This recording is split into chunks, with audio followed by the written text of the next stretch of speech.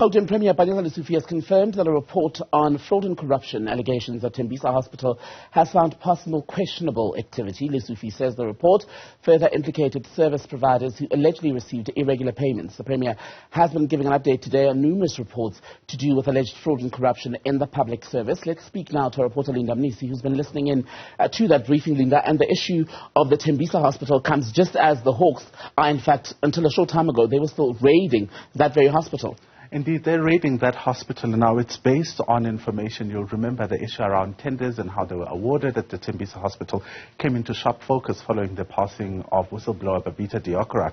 So at this point, there has been an inquiry going on into exactly what is happening at the Tembisa Hospital. And today, the Premier, Panyaza Lesufi, is releasing a preliminary report into what the investigation has revealed in conjunction, basically, or in conjunction with the SIU. So basically, this raid that's happening this morning deals with the irregular contracts that were awarded to about 217 service providers. Now, there's an issue here that they're talking about practices in relation to contracts below 500,000 rand. Now, those are linked to what the forensic investigators are calling the invoice splitting, because then there's this practice that if a certain invoice goes above 500,000 rand, then it must go to a bidding process, right? But if it's under that, the CEO of the hospital can then,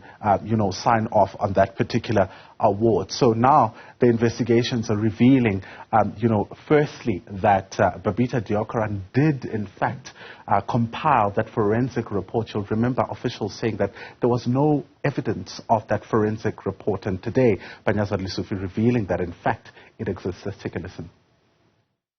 So on the basis of that report, the following areas were confirmed: that indeed there's possible fraudulent activities taking place at Tembisa Hospital. 2, there are serious fraudulent payment transactions that have been made at Tembisa Hospital.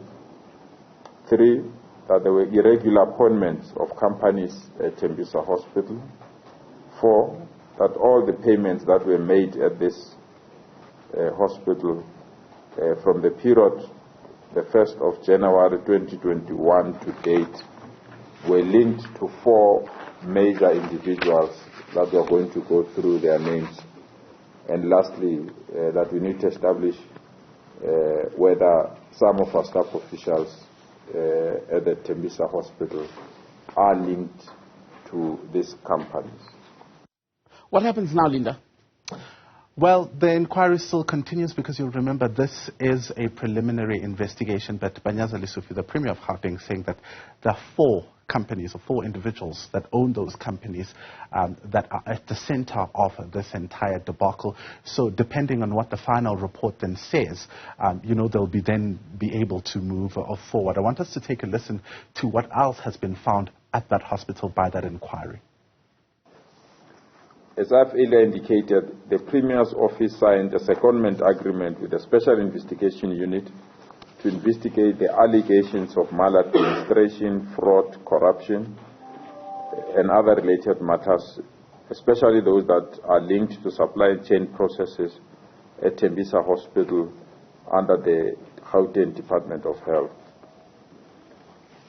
We can now confirm, because when this happened, there were denials that the late Ms. Babita Deokaran has compiled a forensic report.